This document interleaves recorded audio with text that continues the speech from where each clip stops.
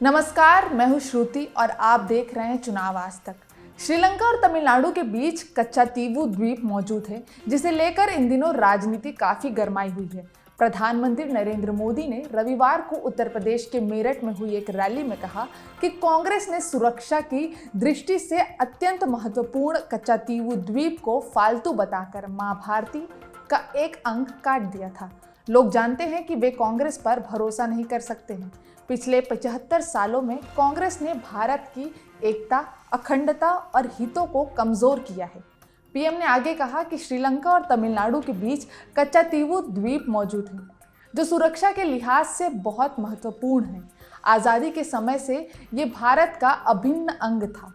प्रधानमंत्री ने आरोप लगाया कि कांग्रेस ने 4-5 दशक पहले द्वीप को फालतू बताकर उसे श्रीलंका को दे दिया। अब जब भारतीय मछुआरे वहां मछली पकड़ने जाते हैं तो उन्हें गिरफ्तार कर लिया जाता है। पीएम मोदी के अलावा विदेश मंत्री एस जयशंकर ने भी कहा कि कच्चातीवू का मुद्दा अचानक से सामने नहीं आया है। संसद में भी इस पर बहस हो चुकी है। उन्होंने भी आरोप लगाया कि कांग्रेस और डीएमके ने इस मुद्दे पर ऐसा रुख अपनाया जैसे उनकी कोई जिम्मेदारी नहीं है। तत्कालीन प्रधानमंत्रियों ने भारतीय क्षेत्र के प्रति उदासीनता दिखाई।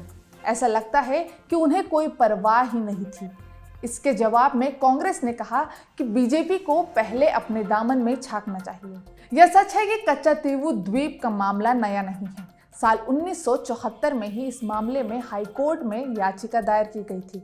याचिका दायर करने वाले वरिष्ठ पत्रकार ब्रिज खंडेलवाल का कहना है कि उस समय की सरकार ने इस मामले पर राष्ट्रीय हित का ध्यान नहीं रखा।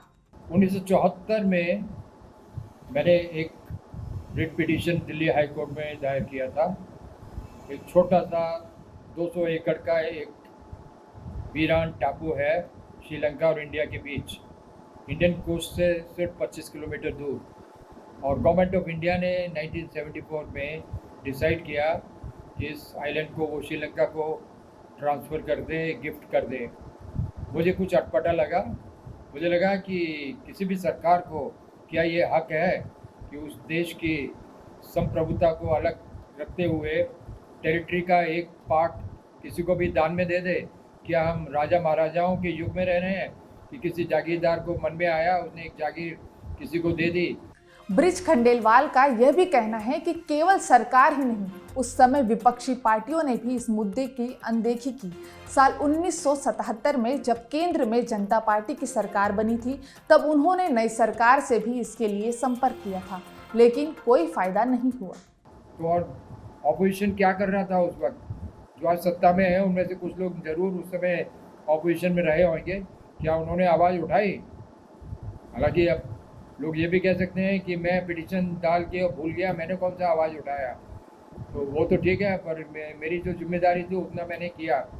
बाद में जनता पार्टी 1977 में सत्ता में आई। मैंने उनके लोगों से भी बातचीत की। उन्होंने कहा कि अब 2 देशों के संबंधों का मामला है, इसमें खटास आ जाएगी, संबंध बिगड़ेंगे, इसलिए इशू को यहीं ख़त्म करो। चुनावी मौसम में कच्चातीवू द्वीप एक बड़ा मुद्दा बनता दिख रहा है।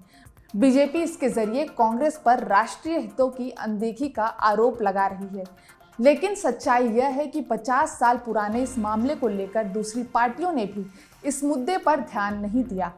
डर इस बात का है कि चुनाव खत्म होने के बाद कहीं यह मुद्दा फिर से बैकग्राउंड में न चला जाए। उम्मीद है आपको हमारा ये वीडियो पसंद आया होगा। पसंद आया हो तो हमारे चैनल को लाइक और सब्सक्राइब करना न भूलें। चुनाव से संबंधित तमाम खबरों और जानकारियों के लिए आप देखते रहिए चुनाव आज तक। फिलहाल मुझे दीजिए इजाज़त। नमस्कार।